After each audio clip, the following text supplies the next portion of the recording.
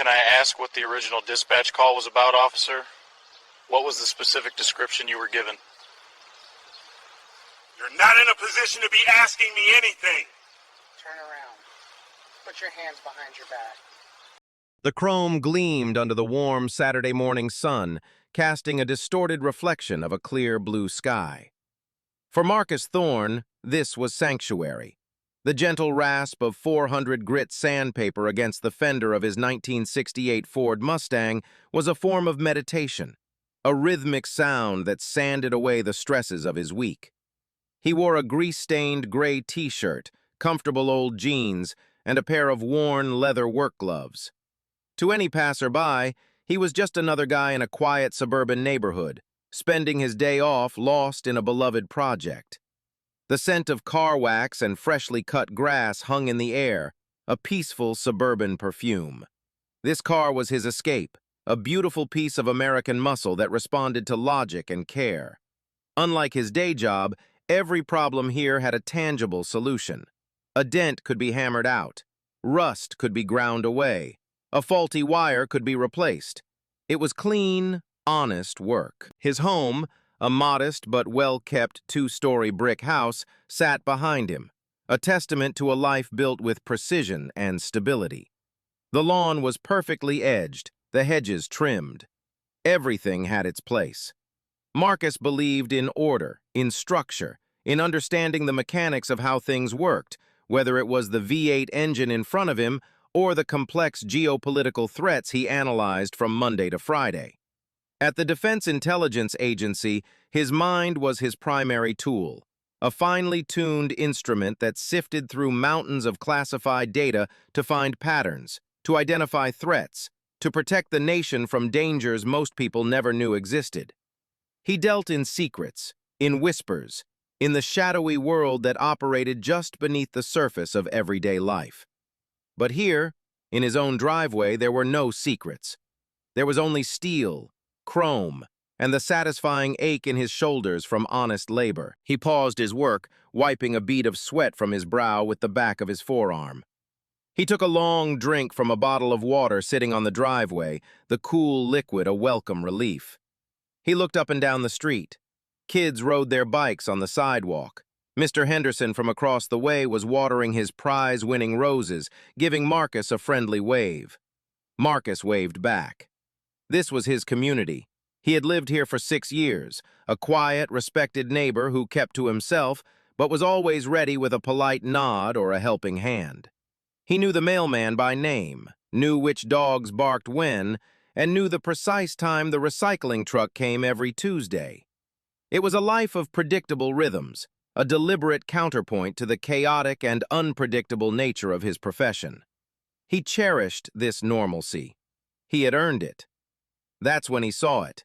A police cruiser, moving down the street at a crawl, far slower than the usual neighborhood patrol. It wasn't the car that caught his attention, but the way it moved, like a predator scanning a field for prey. Marcus's training kicked in instantly, a subtle but immediate shift in his awareness.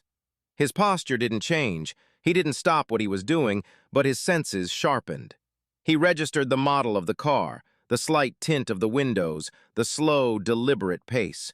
He noted that the officer behind the wheel was alone. His mind, the same one that could deconstruct a terrorist cell's communication network, began a silent, automatic analysis. Single officer, non-emergency speed, scanning behavior. Looking for someone or something specific. No lights, no siren. Not responding to an active call in the immediate vicinity. This is a proactive search. The cruiser slowed even further as it approached his house. Marcus continued to stand by his Mustang, projecting an air of casual indifference. He picked up his sandpaper again, but he wasn't focused on the fender anymore. His attention was entirely on the black and white vehicle. He could feel the driver's eyes on him. It was a feeling he was intimately familiar with, the focused, analytical gaze of someone making an assessment. But this gaze felt different. It wasn't professional. It was charged with something else, something heavier. Assumption. The car glided to a stop directly in front of his driveway, the engine humming quietly, disrupting the peaceful morning symphony of birds and distant lawnmowers. The driver's side door opened. A police officer, young, with a severe military-style haircut and a set of broad shoulders that strained the fabric of his uniform, stepped out. He left the car door open, a subtle but clear signal of temporary, aggressive intent.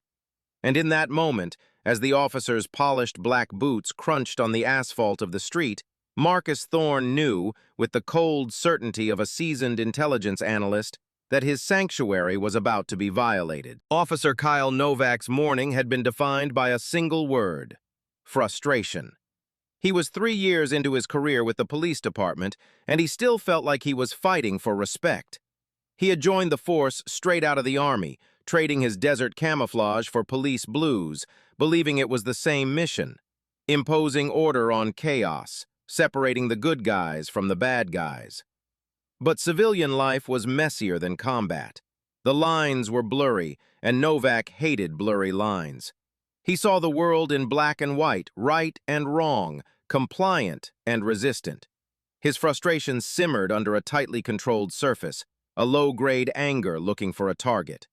That morning, dispatch had provided one, though it was flimsy at best. A call had come in about a suspicious individual casing homes in the Northwood subdivision. The description was a masterpiece of uselessness. Black male wearing a hoodie. That was it. No height, no build, no age, no color of the hoodie, nothing. It was the kind of call most veteran officers would treat with a sigh and a cursory drive-by. They knew it could be anyone from a teenager walking home to a contractor looking for an address. But for Novak, this vague description wasn't a problem. It was an opportunity. It was a blank canvas onto which he could paint his own suspicions, his own deeply ingrained biases. In his mind, suspicious black male was a concrete profile. He had a mental image, a composite built from years of watching crime shows, from locker room chatter, from the confirmation bias that colored his every interaction on the street. He wasn't looking for a specific person who matched a description. He was looking for a person who matched his prejudice, and he was determined to find him. He had been driving through the quiet, tree-lined streets of Northwood for 20 minutes. It was an upper-middle-class area, a place of manicured lawns and family minivans. He passed a white man jogging in a gray hoodie. Novak's eyes slid right past him. He saw an elderly man working in his garden. He saw a woman pushing a stroller. Then he saw Marcus Thorne. The scene in front of him should have been the very definition of harmless. A man working on a classic car in his own driveway on a sunny Saturday. But Novak's mind didn't process the scene that way. It filtered the information through its biased lens and produced a completely different picture. He didn't see a homeowner, he saw a threat. He didn't see a classic car restoration, he saw a potential cover for criminal activity. He didn't see a man in comfortable work clothes, he saw a black male who was out of place. The gray t-shirt, in Novak's distorted perception, might as well have been a hoodie. The fact that Marcus lived in this neighborhood didn't register as a point in his favor. To Novak, it made him more suspicious. In his worldview, a man like Marcus didn't belong here. He must be up to no good. The Mustang? It was probably stolen, or maybe he was a mechanic for the real owner, scoping out the house for a future burglary. Every detail that should have pointed to innocence was twisted by Novak's internal narrative into a sign of guilt. This was the dangerous alchemy of prejudice. It could turn a peaceful Saturday morning into the scene of a crime that hadn't even happened. He pulled the cruiser to the curb, the decision already made. He wasn't approaching Marcus to investigate a vague call. He was approaching him to confront a suspect he had already convicted in his own mind. He didn't see a citizen with rights. He saw a nail, and he was the hammer. As he stepped out of his car, he felt a surge of adrenaline, the familiar thrill of the hunt. He was the line, the authority, the one who decided who belonged and who didn't. He adjusted his duty belt, the weight of his sidearm a comforting pressure on his hip. He wasn't a peace officer about to have a conversation. He was a warrior about to engage an enemy. And the man calmly standing by the vintage car, unknowingly holding a piece of sandpaper, had no idea he was about to become the focal point of all of Officer Novak's pent-up anger and unexamined prejudice. As Officer Novak approached, Marcus Thorne carefully placed the piece of sandpaper on the roof of the Mustang. He stripped off his work gloves, laying them neatly beside it. Every movement was deliberate, economical, and designed to convey non-aggression. He turned his body to face the officer directly, keeping his hands open and visible at his sides. It was a practiced posture, one he had learned in training for de-escalating encounters in hostile environments. He knew the first 30 seconds of any interaction were the most critical. They set the tone for everything that followed. He remained silent, letting the officer initiate the conversation, ceding the opening move. This was a tactical decision. He wanted to gather as much information as possible before he spoke. Novak stopped about 10 feet away, his feet planted wide in a classic enforcement stance. His hand was resting casually on his duty belt, just inches from his holstered weapon.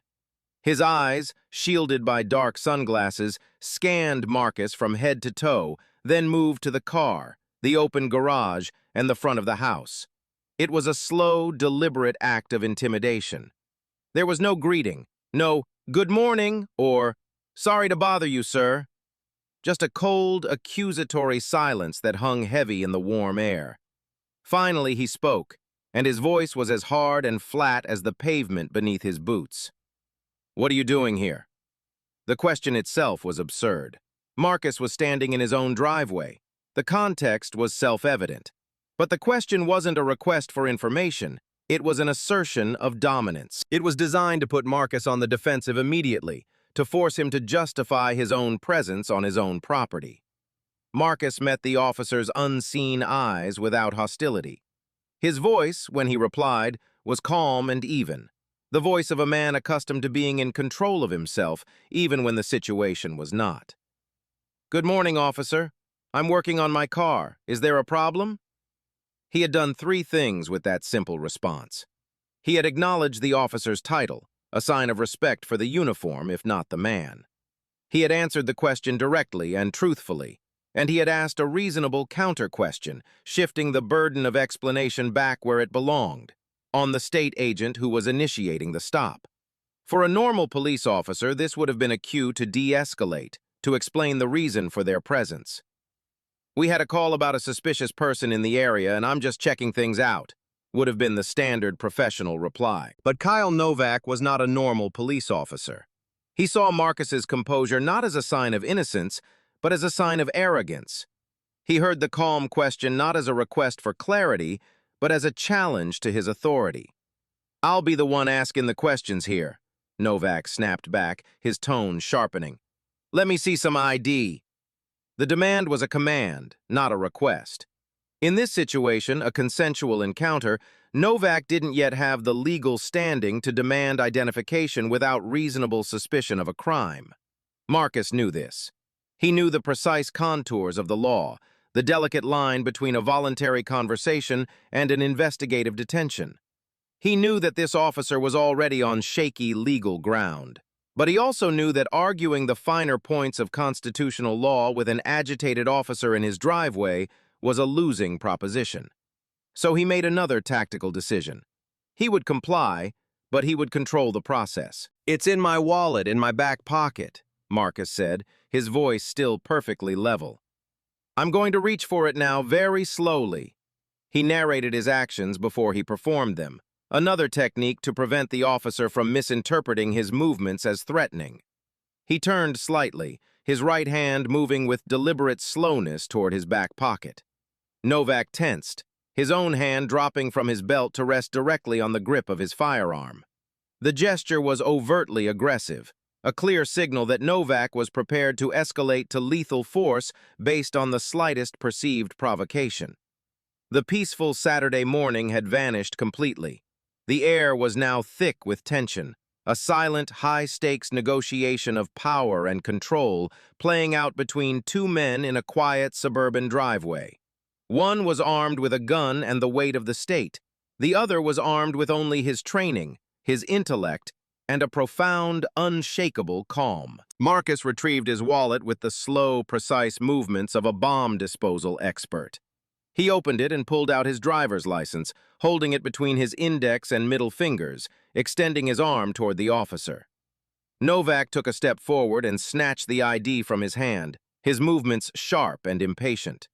He studied the license, his eyes flicking from the photo to Marcus's face and back again.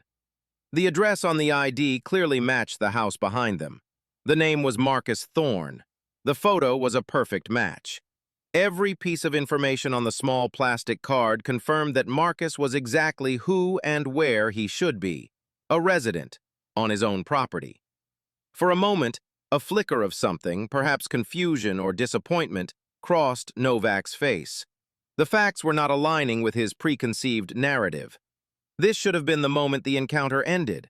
A simple, "All right, Mr. Thorne, sorry to bother you, have a good day." But Novak's ego was too invested. Admitting a mistake would be a sign of weakness.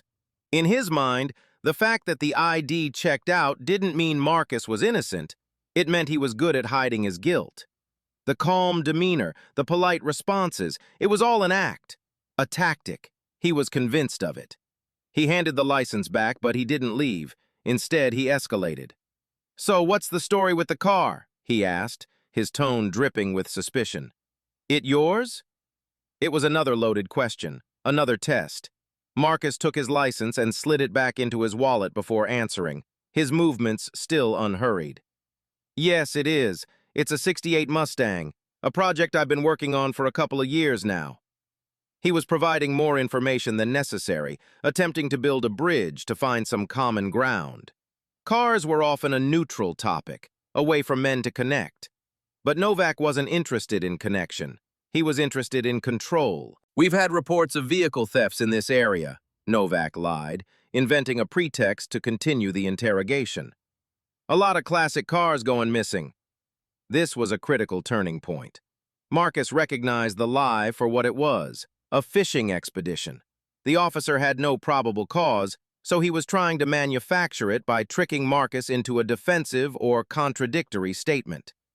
Marcus's internal alarm, already on high alert, now began to ring loudly. This was no longer just a biased cop on a power trip. This was an officer actively fabricating a reason to justify an unlawful detention.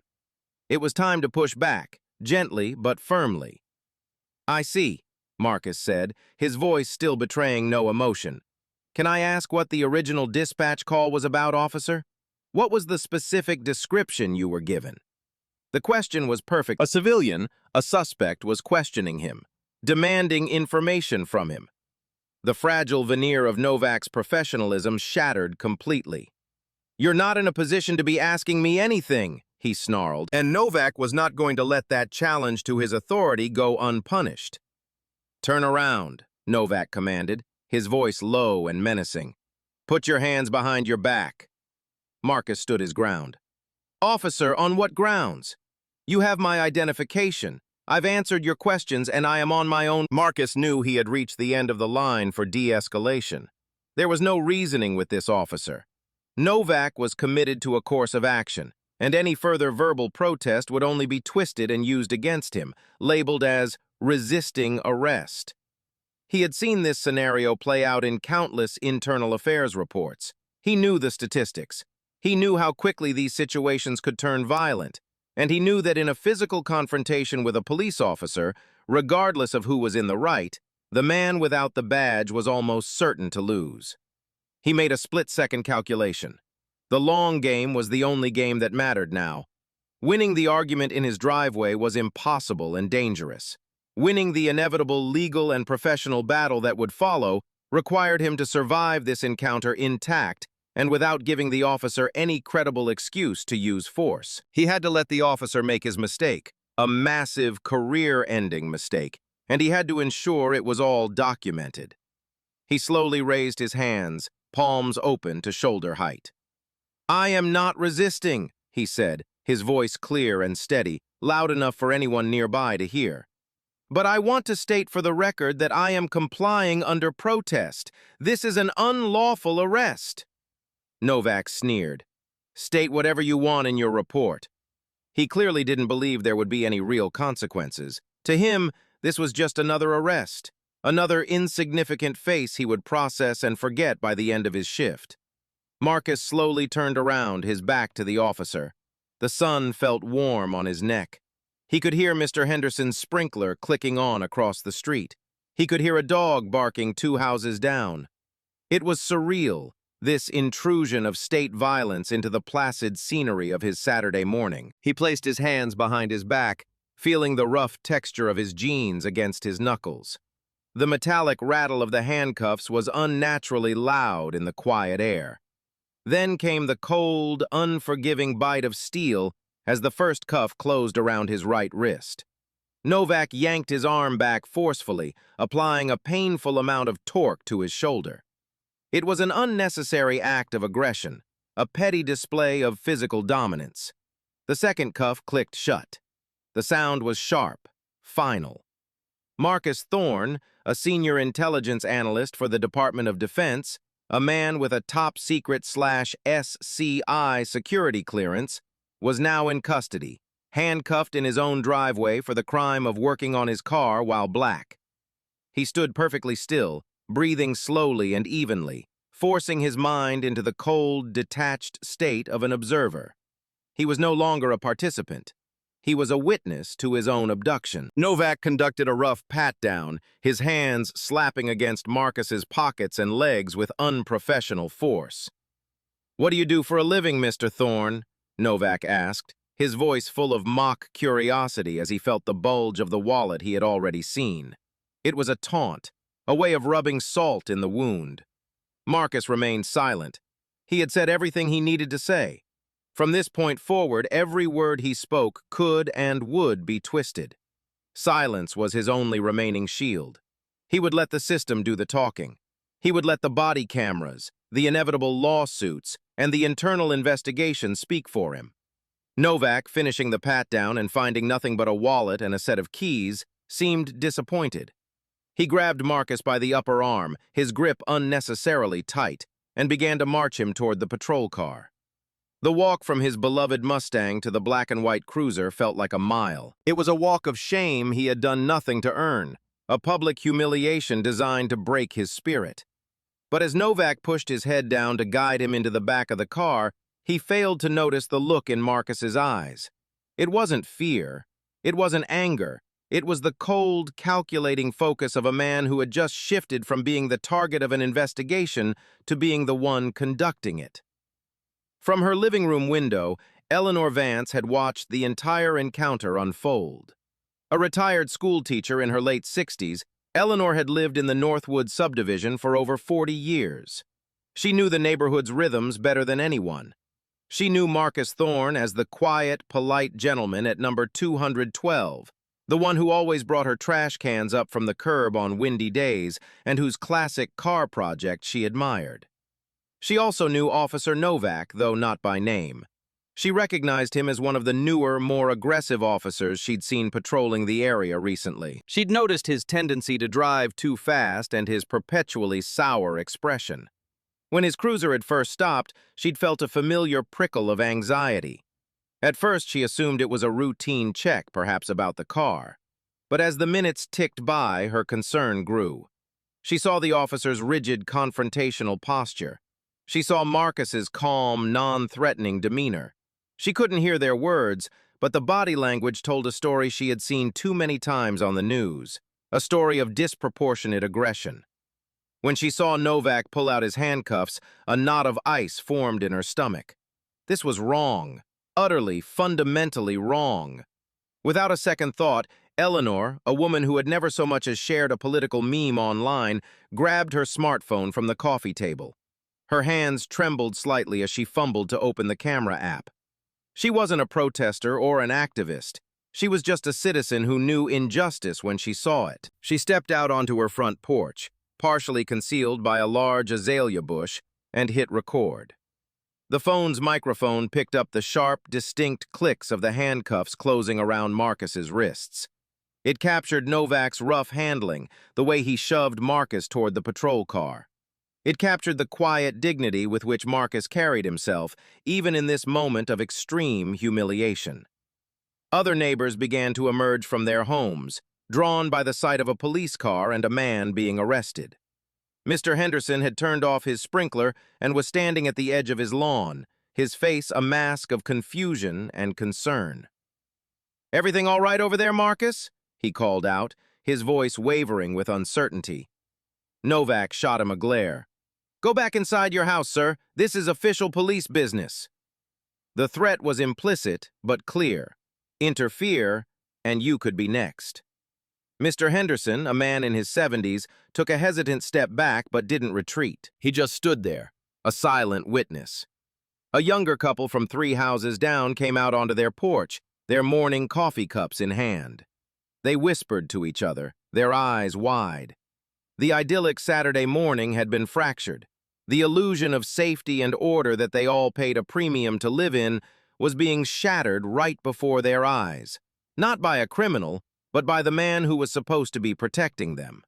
Eleanor kept recording. She zoomed in, trying to get a clear shot of the officer's face and badge number. The video was a bit shaky, but the images were damning. It showed Marcus, a man they all knew as a peaceful neighbor, being treated like a dangerous felon. It showed Novak, a public servant, acting like an occupying soldier.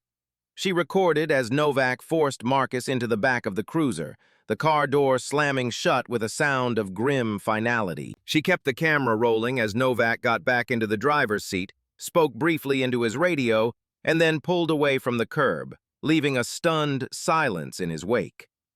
As the patrol car disappeared down the street, a small crowd of neighbors gathered on the sidewalk. "What on earth just happened?" the young woman asked, her voice trembling. "He was just working on his car," Mr. Henderson said, shaking his head in disbelief. "Just working on his car." Eleanor finally lowered her phone, her thumb hovering over the share button. She had never posted anything more controversial than a picture of her cat. But this felt different. This wasn't just a neighborhood incident. This was a violation. A piece of the ugliness she usually only saw on the national news had just played out on her own street, to her own neighbor. She took a deep breath. She thought of the countless stories she'd read about incidents like this, where it was one person's word against an officer's. But here, she had proof. She had clear, undeniable video. With a sense of grim determination, she opened her social media app, wrote a simple, factual caption. "My neighbor, Marcus Thorne, was just arrested in his own driveway for no reason. This happened in Northwood this morning." And she hit post. She had no idea that with that single tap of her finger, she had just lit the fuse on a digital bomb. The inside of the patrol car smelled of stale coffee, cheap air freshener, and the faint metallic scent of fear left behind by previous occupants. The hard plastic seat was molded for durability, not comfort. A thick plexiglass divider separated the front from the back, a clear barrier between the enforcer and the enforced. For Marcus, handcuffed and confined in this small, mobile cage, the world outside the tinted window seemed distant and muted. He watched his own house, his own meticulously cared-for lawn, recede into the distance. He saw the shocked faces of his neighbors, frozen in disbelief on the sidewalk. Then, they were gone. Officer Novak did not speak. He drove with one hand on the wheel, the other tapping out a rhythm on the center console. He was humming a tune, something generic from the radio. He was calm, satisfied. In his mind, the situation was resolved. He had confronted a challenge to his authority and had won. He had restored order. The arrest report would be simple to write. Subject was uncooperative, refused to answer basic questions, and obstructed the investigation. Arrest was made for obstruction of justice. It was a clean, simple narrative that he had used before. He had no doubt that it would hold up, just as it always had. He glanced in the rearview mirror, meeting Marcus's eyes. He saw only a blank, unreadable expression. Novak interpreted this as defeat, the sullen silence of a man who had been caught and knew it.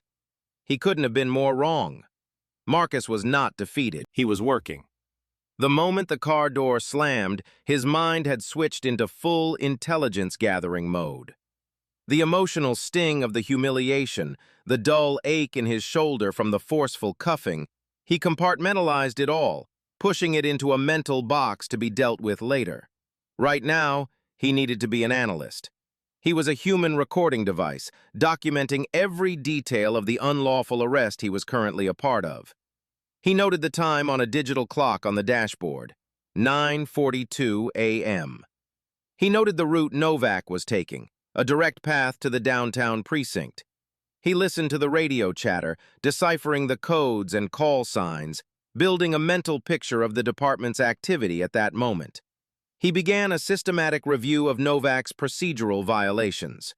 Failure to establish reasonable suspicion for the initial stop, coercive questioning without legal basis, invention of a pretext for investigation, stolen classic cars. Failure to de-escalate, unlawful demand for identification in a consensual encounter that was turned into a detention. Arrest for obstruction based on the subject legally questioning the grounds for the stop. Use of excessive force during cuffing. Failure to read Miranda rights upon arrest. The list grew longer with each passing minute. This wasn't just a mistake, it was a cascade of failures, a textbook example of how a single officer's bias could dismantle years of constitutional precedent in the space of 10 minutes. He analyzed Novak himself. The officer's speech patterns, his reliance on aggressive commands, his inability to handle being questioned, his clear need for dominance. Marcus saw a profile emerge. Young, likely ex-military, low emotional intelligence, a rigid worldview, and a deep-seated insecurity that manifested as aggression. This was an officer who saw himself as a soldier in a war, not a guardian in a community. He was a liability, a walking lawsuit waiting to happen. And today, Marcus thought with a grim sense of irony, he had finally walked right into it. The silence in the car stretched on, but it was not empty. It was filled with the silent, methodical work of Marcus's mind. He was no longer Marcus Thorne, homeowner and car enthusiast. He was Marcus Thorne, senior analyst, DIA. And Officer Kyle Novak, the man humming a pop song in the front seat, was no longer just a police officer. He was now the subject of a very, very serious investigation, one that Marcus would personally oversee. The drive to the station was not the end of the story for Novak. It was the beginning of the end of his career. The precinct station was a hive of controlled chaos, a drab government building painted in shades of beige and gray. The air was thick with the smells of industrial cleaner and burnt coffee. Novak led Marcus through a series of locked doors, his hand firmly on Marcus's arm, parading him past other officers and civilian staff as if he were a prize catch. A few cops glanced over, their faces impassive. To them, it was just another Saturday morning, another arrest. They saw a young, confident officer and a black man in handcuffs.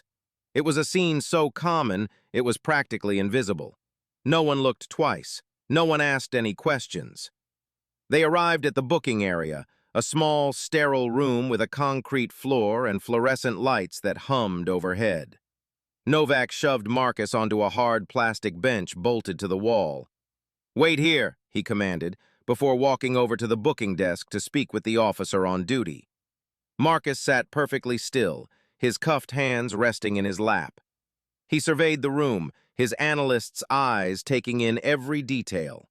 The fingerprint scanner, the digital camera mounted for mugshots, the rows of lockers for personal property, the chart on the wall with height measurements. It was a place designed to strip away individuality, to reduce a person to a set of numbers and a criminal charge. The booking officer was a man in his late 50s named Sergeant Miller. He was heavy-set, with a weary face and the tired eyes of a man who had seen every possible variation of human misery pass through his station. He listened as Novak gave a brief, self-aggrandizing version of the arrest. "Got him for obstruction out in Northwood," Novak said, leaning casually against the counter. "Big talker. Thought he was smarter than everyone else." Miller grunted non-committally, his eyes flicking over to Marcus. He had heard 1,000 stories like this from young, hot-headed cops. He usually took them with a grain of salt. "All right, bring him over," Miller said, his voice a gravelly monotone. The process began. It was a ritual of degradation, performed with bureaucratic indifference. Novak removed the handcuffs, only to have Miller instruct Marcus to place his hands on the counter. His personal belongings were next. "Empty your pockets," Miller instructed. Marcus slowly complied, placing his wallet, his keys, and a single folded handkerchief on the counter. Miller began to catalog the items, his movements slow and methodical. He opened the wallet. One wallet, brown leather, cash, $74. He counted it out. He then pulled out the credit cards, reading them off. He paused when he got to the driver's license, the same one Novak had already seen. He looked at the address, then glanced at Novak. "He lives on the street you arrested him on?" Novak shrugged. He was being suspicious. Miller's expression didn't change, but a small, almost imperceptible sigh escaped his lips. Next came the fingerprints. "Press down. Roll your finger to the left. Good. Now the next one."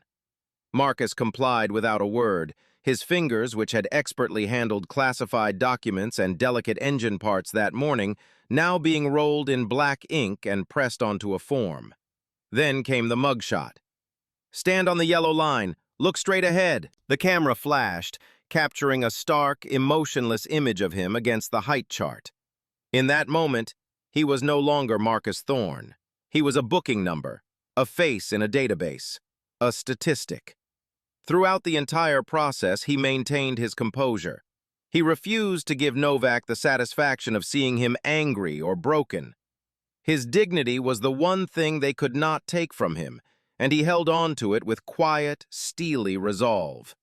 He knew this humiliation was temporary. He knew a reckoning was coming. This sterile, soulless room was just a single stop on a much longer journey. The wheels of justice, he knew, often turned slowly. But the wheels of bureaucracy and consequence, once they were set in motion by the right people, could move with terrifying speed. And he was about to make sure the right people were notified. Sergeant Miller continued his methodical inventory of Marcus's wallet, his movements practiced and routine. He had processed thousands of people in his 25 years behind this desk. He had seen hardened criminals, terrified teenagers, and drunken weekend warriors. He thought he had seen it all. He worked his way through the standard collection of credit cards and receipts until his fingers brushed against something different. It was a thicker, more rigid card, tucked into a hidden sleeve in the wallet. He pulled it out. The card was a deep, official-looking blue. In the center was a gold seal of the United States Department of Defense. Below it, in crisp, clear lettering, were the words, "Defense Intelligence Agency." Miller stopped. He stared at the card, a small frown forming on his weary face. He had seen his share of fake IDs, from laughably bad counterfeits to high-quality forgeries. But this was different. The card had a weight to it, a subtle texture. An embedded smart chip was visible on the surface, and a complex holographic overlay shimmered under the harsh fluorescent lights. He looked at the photograph on the ID. It was Marcus Thorne, dressed in a professional suit and tie, his expression serious and direct. The name matched the driver's license. Below the photo was a series of clearance codes and an official title, Senior Intelligence Analyst. Miller slowly looked up from the ID, his gaze shifting from the card to the man standing calmly on the other side of the counter. He looked at Marcus's grease-stained t-shirt and worn jeans, then back at the photo of the man in the suit. The two images seemed to exist in different universes, yet they were undeniably the same person. Then, he looked over at Officer Novak, who was busy tapping away on a computer terminal, starting to file his arrest report, a self-satisfied smirk still playing on his lips. "Hey, Novak," Miller called out, his voice low but carrying a new note of urgency. "You see this?" Novak sauntered over, annoyed at the interruption. "See what?" He glanced down at the ID in Miller's hand.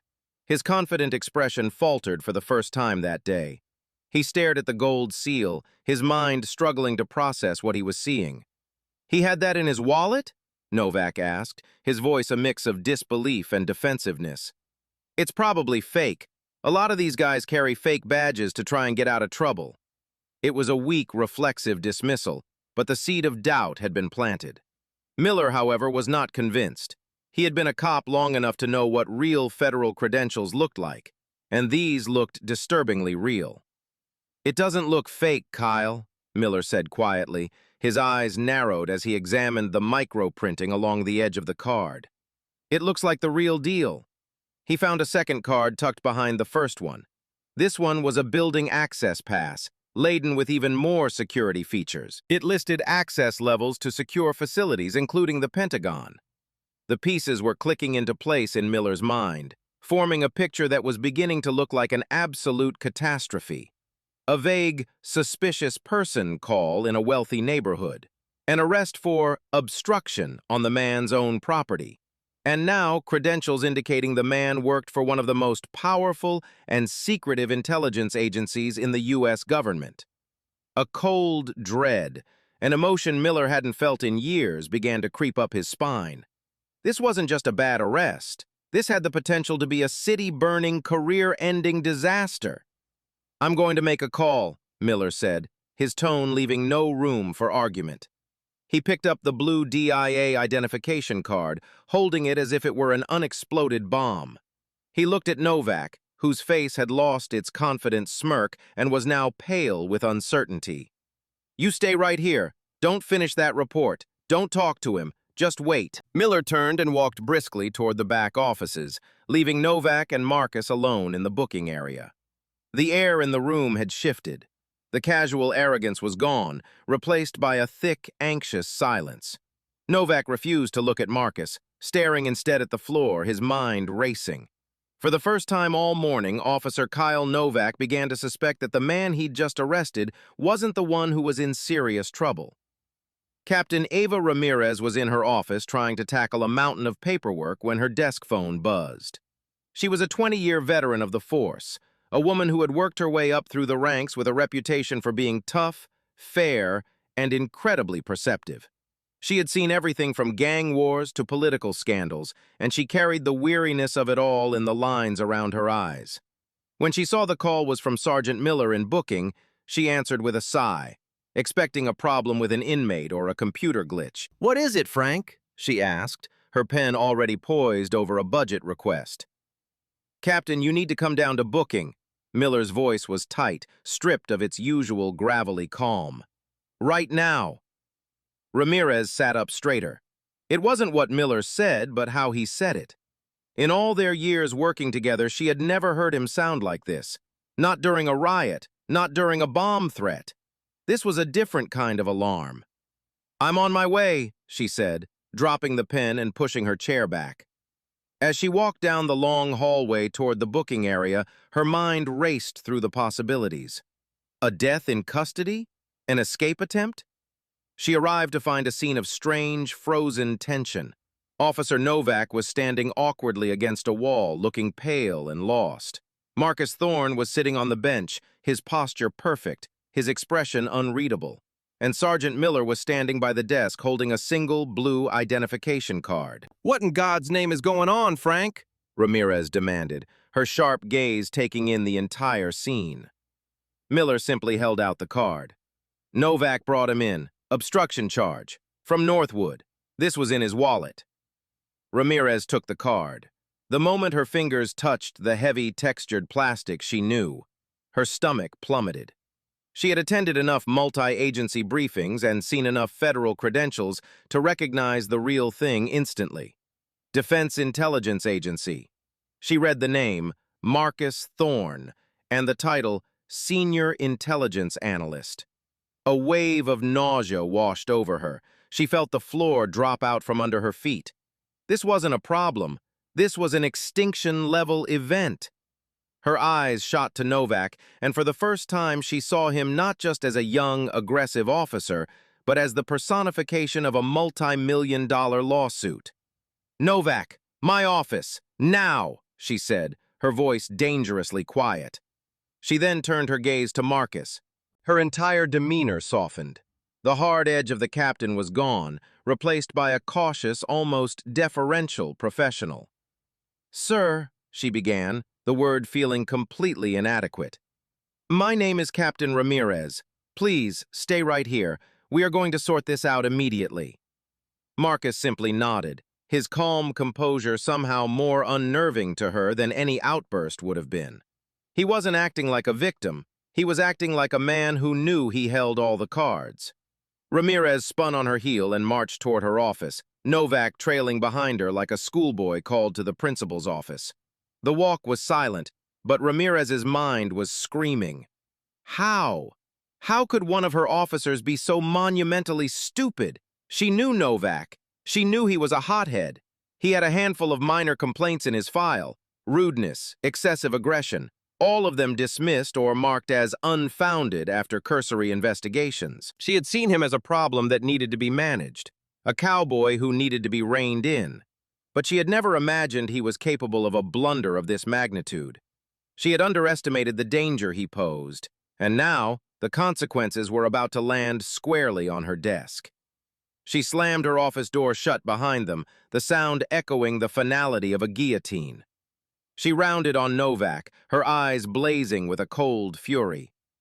"You have exactly 60 seconds, she said, her voice barely a whisper but carrying the force of a thunderclap, "to tell me why you arrested a DIA agent who was working on his car in his own driveway." Officer Kyle Novak stood before Captain Ramirez's desk, his bravado completely gone, replaced by a desperate, defensive posture. He felt like the floor had turned to quicksand.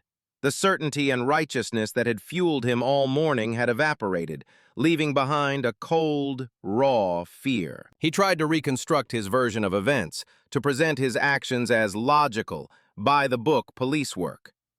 "Captain," he began, his voice strained, "I was responding to a dispatch call. Suspicious individual, black male, hoodie, casing houses in Northwood." Ramirez stared at him, her face an unreadable mask of stone. "The man in my booking cell is wearing a t-shirt and jeans. He was in his own driveway. The address on his license matches the house. Continue." Her tone was clipped, surgical. She was dissecting his story, and he knew it. "Well, he was acting suspiciously," Novak insisted, his argument already starting to sound weak even to his own ears. "When I approached him, he was evasive.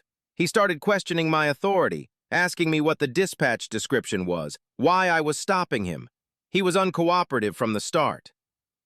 "Asking questions is not a crime, Novak," Ramirez shot back, her voice cutting through his defense. "It's a constitutional right. What specifically made him suspicious before you made contact?" Novak faltered. What was it? The car? The neighborhood? The color of his skin? He couldn't say those things. He couldn't admit the ugly truth, not even to himself. So he latched on to the only thing he had. "His attitude, Captain. It was his whole demeanor. Arrogant. Like he thought he was above me. Innocent people don't act like that. They're scared. They cooperate." Ramirez leaned forward, her eyes narrowing into slits. "So you arrested a man for having the wrong attitude? You arrested him because he wasn't afraid of you?" The words hung in the air, stark and damning. She was stripping away all the jargon, all the procedural excuses, and exposing the rotten core of his reasoning. It had nothing to do with the law. It was about his ego, about his need to feel powerful and respected. "He refused a lawful order," Novak finally blurted out, clinging to the one piece of justification he thought was solid. "I told him to turn around and he refused. That is obstruction."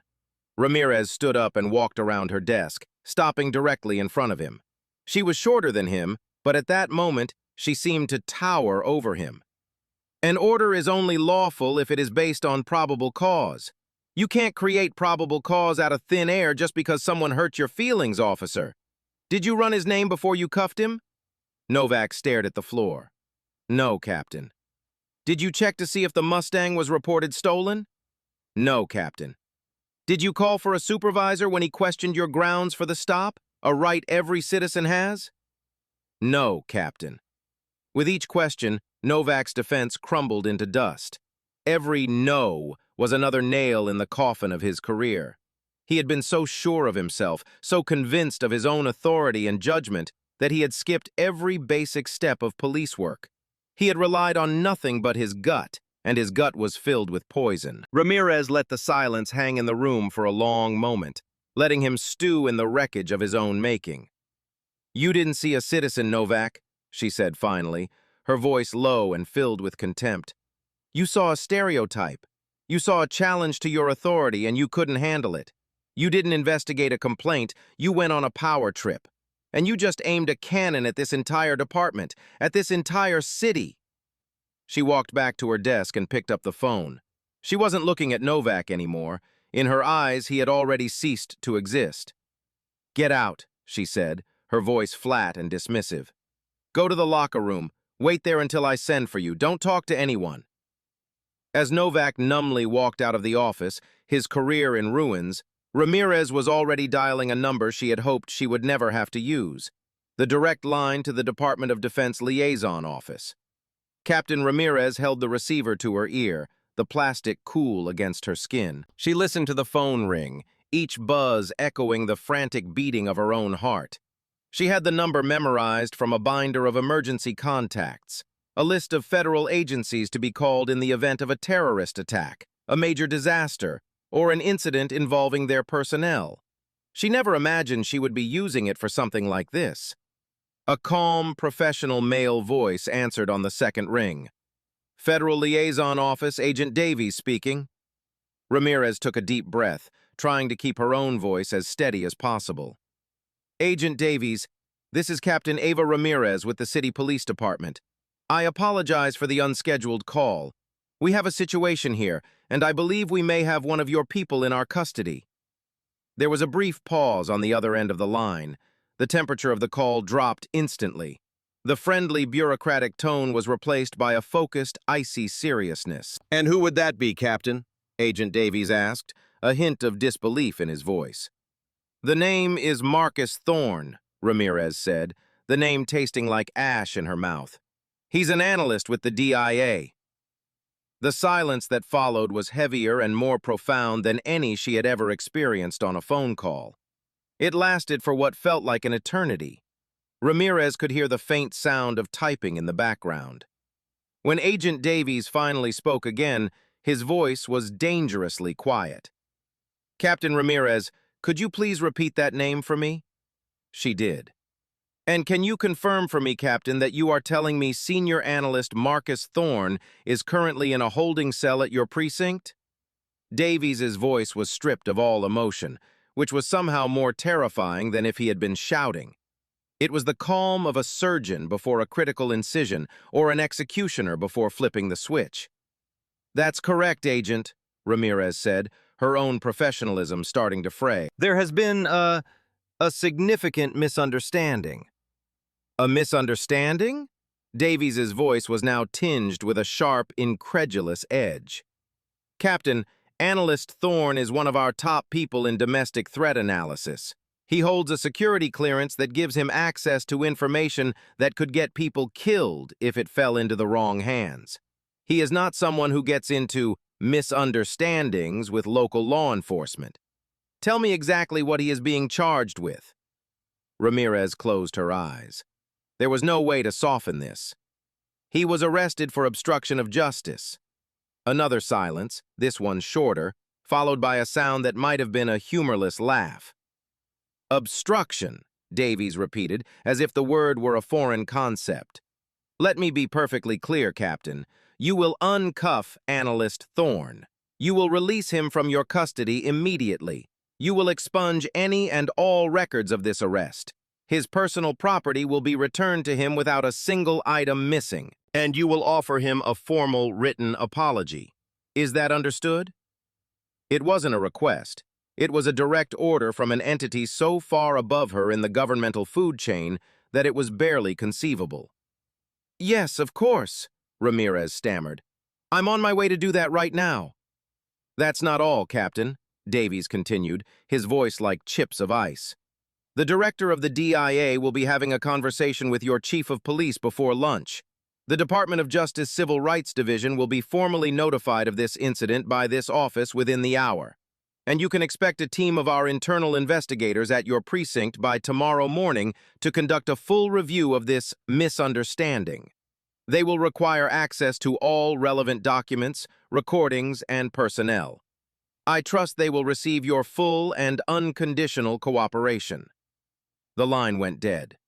Ramirez slowly placed the receiver back in its cradle, her hand trembling. It was worse than she could have possibly imagined.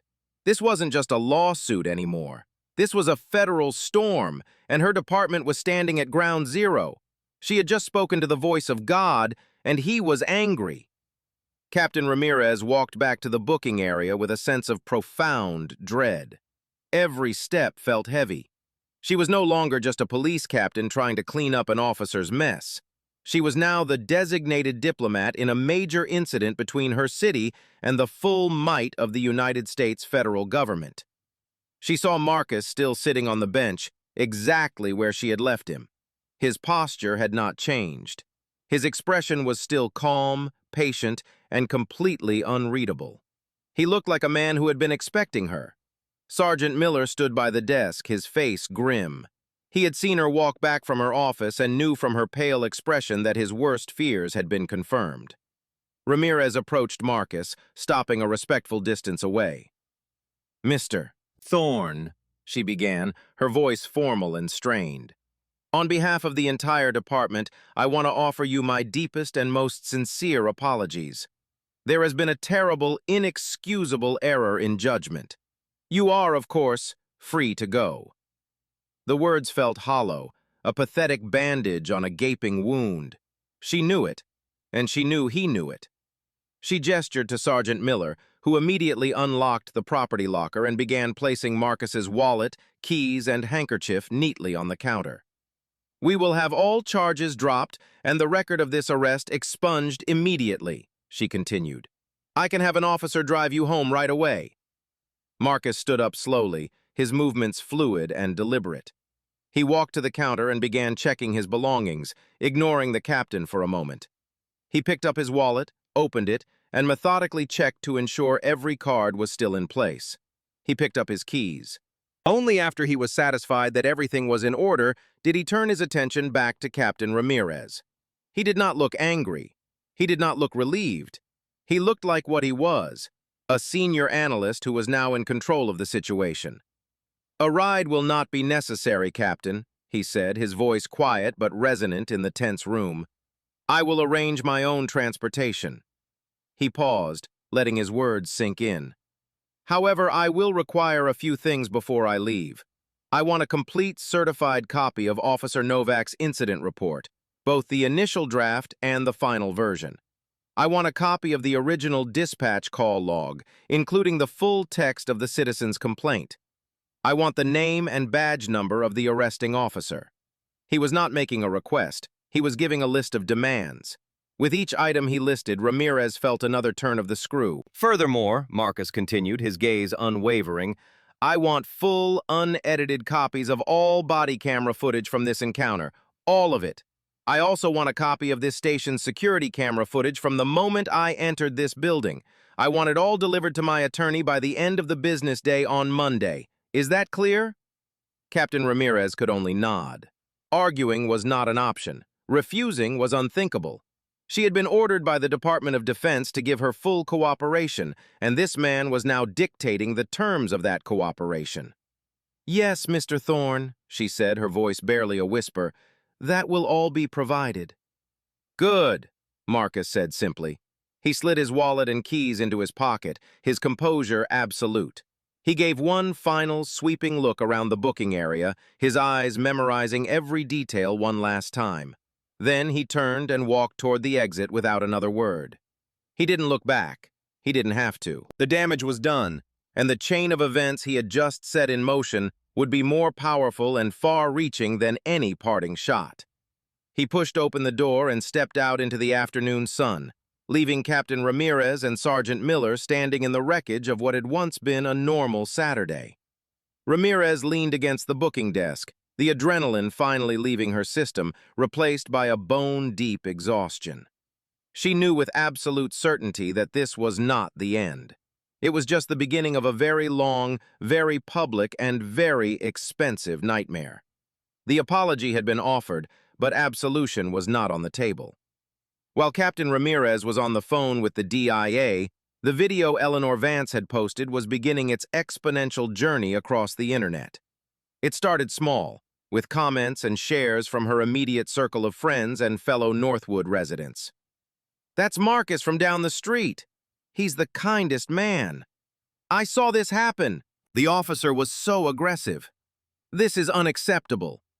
But the algorithm, that unseen and all-powerful force of modern society, quickly recognized the video's potent combination of elements: clear injustice, a sympathetic victim, and an unambiguous villain.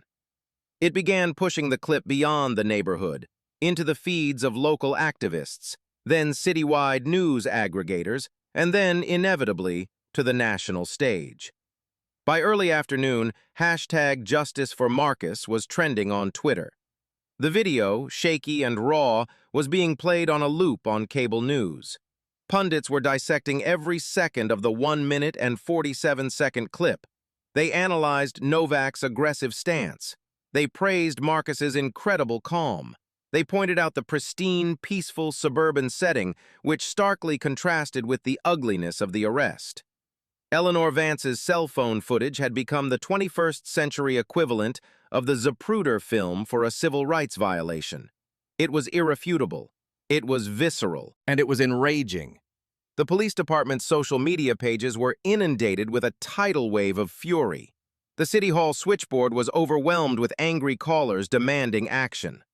The mayor, who had been enjoying a round of golf, was suddenly in a frantic, panicked damage control meeting with his chief of staff and the city attorney. The official response was swift, born of pure political terror.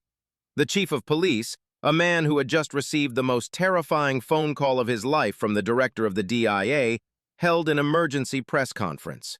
Standing before a bank of microphones, his face pale and grim, he announced that Officer Kyle Novak had been suspended without pay, pending a full internal and external investigation.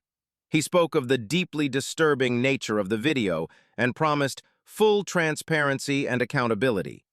But his words were drowned out by the roar of public outrage. The story was too perfect, too potent. It confirmed everything people feared about modern policing: the unchecked power, the baked-in biases, the abuse of authority. Back at the precinct, the atmosphere was funereal. The federal storm Agent Davies had promised was beginning to make landfall. Official communiques were arriving from the Department of Justice. The city attorney was on the phone with the police chief, and the words "catastrophic liability" were being used repeatedly. The viral video had turned a terrible internal affairs problem into a full-blown national crisis. It had stripped the department of any ability to control the narrative. They couldn't dismiss it as a he said, she said situation. Millions of people had now been a witness. They had all seen Marcus being cuffed. They had all seen Novak's sneer. The court of public opinion had already reached its verdict, and it was unanimous: guilty. For Officer Novak, sitting alone in the silent locker room, the world had shrunk to the size of his phone screen. He scrolled through the news articles, the comment sections, the endless posts calling for his termination, for his prosecution. He saw his own face, a still frame from Eleanor's video plastered everywhere. He was no longer a police officer. He was a meme, a symbol of everything wrong with law enforcement. The respect and authority he had craved so desperately had been replaced with universal scorn and ridicule. The digital fire he had ignited with his prejudice was now burning down his life, and there was absolutely nowhere for him to hide. By Monday morning, the story had reached a fever pitch, but the most devastating detail, the piece of information that would transform the narrative from a straightforward case of police misconduct into a story of almost Shakespearean irony, had not yet been made public. It was delivered in a sealed envelope to the office of the chief of police by a stern-faced DIA courier. Inside was a one-page letter. It was a formal notification, on official Department of Defense letterhead, informing the police department that due to the events of Saturday, senior analyst Marcus Thorne was being officially recused from his duties as the lead federal investigator on an ongoing operation. The name of the operation was Project Oversight. The chief read the letter once, then twice, the color draining from his face. Project Oversight was a highly classified covert internal probe. It had been initiated 6 months earlier at the request of the Department of Justice, following an alarming pattern of civil rights complaints and use of force incidents originating from his department. The investigation was designed to identify officers who displayed a pattern of biased policing and abusive behavior. It was a mole hunt, a federal effort to root out the worst offenders within his own ranks. The investigation was so secret that only he and 2 other members of his command staff even knew it was happening. And the lead federal agent assigned to analyze the data, to connect the dots, to identify the problem officers, was Marcus Thorne. The irony was so profound it was almost sickening. Officer Kyle Novak, in his blind arrogance, had stopped, harassed, and unlawfully arrested the very man who was building a federal case against officers exactly like him. Marcus hadn't just been a random, innocent victim. He was the investigator. Novak wasn't just a bad cop, he was Exhibit A in a major federal probe into his own department. The chief felt a wave of dizziness. He suddenly understood Marcus's unnatural calm during the arrest. It wasn't just the composure of a trained professional, it was the composure of an investigator who knew that his subject was blissfully unaware that he was confessing to a crime, on camera, to the very person building the case against him. The entire encounter, from Novak's prejudiced assumptions to his fabricated charge of obstruction, was a perfect, self-contained example of the exact problem Marcus had been sent to uncover. The chief picked up the phone and called Captain Ramirez. "Eva," he said, his voice heavy with defeat, "pull Novak's file. Pull every complaint, every use of force report, every performance review. I want it all on my desk in 5 minutes." When the file arrived, it told a story that was as predictable as it was damning. A clear pattern of behavior. A disproportionate number of stops involving minority residents. A series of complaints about his aggressive and demeaning language, all dismissed. He was a cancer that had been allowed to metastasize, and now the whole department was sick. The final, crushing piece of the puzzle fell into place when the chief cross-referenced Novak's name with the preliminary findings from Project Oversight. Novak's badge number was at the very top of Marcus Thorne's list of officers recommended for intense scrutiny and potential federal indictment. The revelation was explosive. The city attorney advised them to release the information immediately to get ahead of the inevitable leak. It was a desperate, last-ditch effort to appear transparent. That afternoon, another press conference was held. The announcement that Marcus Thorne was the lead investigator in a federal probe into the department landed like a bomb. The story, which was already a national sensation, went supernova.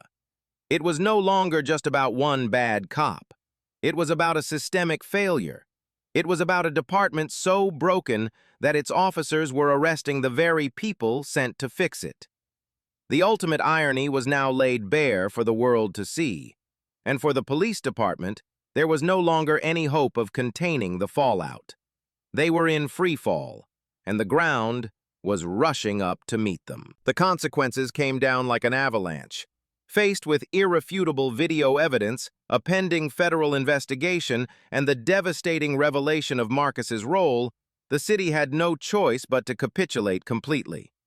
Officer Kyle Novak was fired.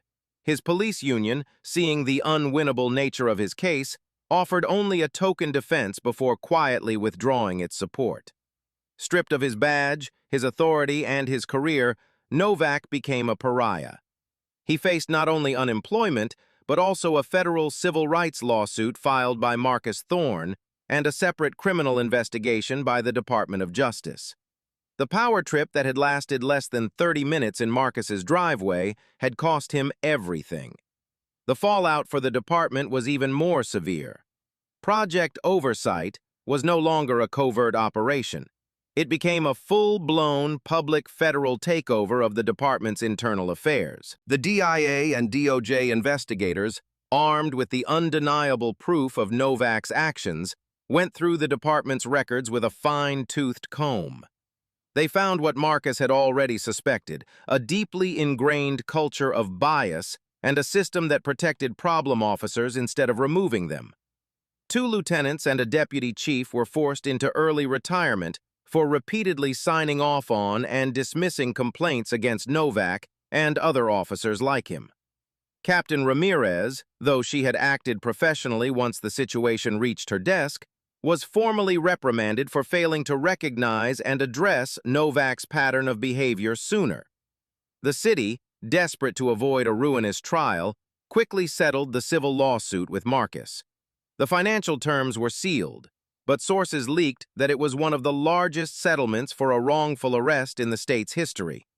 But for Marcus, it was never about the money. As part of the settlement, he demanded systemic, non-negotiable changes. A new, state-of-the-art early warning system was to be implemented to flag officers who showed patterns of misconduct. All officers were required to undergo comprehensive, ongoing training in de-escalation, implicit bias, and constitutional rights, with the curriculum personally approved by a civilian oversight board. The body camera policy was revised to include random, regular audits by an independent body. Marcus Thorne had been victimized by a broken system, and he used the power he gained from that victimization to force the system to begin healing itself. The arrest had been an attempt to strip him of his power and dignity. In the end, it gave him more of both than he had ever had before. He returned to his work at the DIA, his reputation enhanced. He had not only analyzed a threat, he had faced one down personally and had emerged victorious, forcing accountability on a system that desperately resisted it. His quiet Saturday morning had been shattered, but from the pieces, something stronger and more just was beginning to be built. The storm eventually passed. The news cycle moved on, the protests faded, and the city began the long, arduous process of rebuilding trust. For Kyle Novak, the quiet that followed was a prison of its own. He never grasped the true nature of his failure. In his mind, he was a victim of politics, of a world that had gone soft, a world that no longer respected the authority of the uniform. He never understood that his aggression wasn't a sign of strength, but of a profound and brittle insecurity. He saw the world as a nail because he was terrified he wasn't a good enough hammer. His prejudice wasn't born of hate, but of fear. Fear of the unknown, fear of being challenged, fear of a world that was more complex than the simple black and white rules he clung to. He needed to believe Marcus was a criminal because the alternative, that a black man could be more accomplished, more disciplined, and more in control than he was a threat to his entire identity. What if Marcus hadn't been a DIA agent? What if he had been a teacher, a plumber, or a software engineer? The injustice would have been the same, but the outcome might have been tragically different. Without the institutional power of the federal government behind him, his fight for justice would have been longer, harder, and the outcome far less certain. His training taught him to remain calm, but it was his credentials that guaranteed he would be heard. This is the uncomfortable truth at the heart of the story. And what if he had reacted differently? If he had let his anger show, if he had physically resisted the unlawful arrest, Novak's flawed narrative would have been validated. The story would have shifted from innocent man arrested to combative suspect subdued, and the truth would have been buried under a misleading report. His calm was not just a personality trait, it was a survival strategy. The real lesson from that sunny Saturday morning is not just that bias is wrong, but that it is a symptom of a deeper weakness. It is a failure of curiosity, of empathy, of imagination. Novak didn't see a man with a life, a history, and a passion project in his driveway. He saw a two-dimensional symbol pulled from the darkest corners of his own mind. He chose the easy path of assumption over the harder, more honorable path of investigation. And for that choice, he paid the ultimate professional price. Justice, in this case, was not just about punishment. It was about forcing a system and a man to look in the mirror and confront the ugliness staring back. What do you think is the most effective way to root out bias in policing? Is it better training, stricter accountability, or something else entirely? Let me know your thoughts in the comments below. And if this story resonated with you, please consider subscribing for more content that shines a light on the truth.